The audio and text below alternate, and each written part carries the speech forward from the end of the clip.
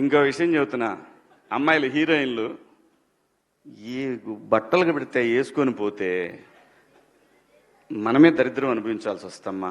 ఏమనుకోవద్దు, హీరోయిన్లు అందరూ మీరు అనుకున్నా నాకు పోయేది లేదు, లాగి పీకుతాం మనం, అది వేరే విషయం. కానీ మీ అందం చీరలోనో, మీ అందం నిండుగా కప్పుకునే బట్టల్లోనే ఉంటుంది తప్పితే సామాను కనపడే దాంట్లో ఏముండదమ్మా.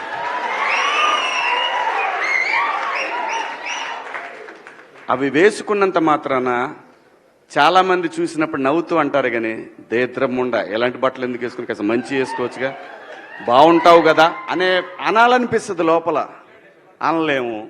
అంటే మళ్ళీ స్త్రీ స్వాతంత్రం లేదా స్వేచ్ఛ లేదు. స్త్రీ అంటే ప్రకృతి, ఎంత అందంగా ఉంటే అంత గౌరవం పెరిగిద్ది. ఈ ప్రకృతి అద్భుతంగా ఉంటుంది. అలాగే స్త్రీ మా అమ్మ చక్కగా ఎప్పటికీ గుండెల్లో కనపడతా ఉంటుంది, ఒక సావిత్రమ్మ కానీ ఒక సౌందర్య కానీ. అలాగే ఈ జనరేషన్లో ఇంకా చాలామంది, రష్మిక, చాలామంది అమ్మాయిలు ఉన్నారు. వీళ్ళందరూ ఇంపాక్ట్ క్రియేట్ చేశారు కాబట్టి అమ్మటే చెప్పగలుగుతున్నాం.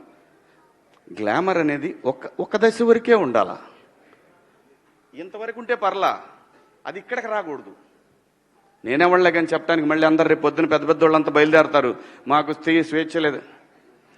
స్వేచ్ఛ అనేది అదృష్టం. ఆ స్వేచ్ఛని కోల్పోవద్దు. మన గౌరవం ఎప్పుడు పెరుగుద్దంటే మన వేష భాషల నుంచే మన గౌరవం పెరిగిద్ది.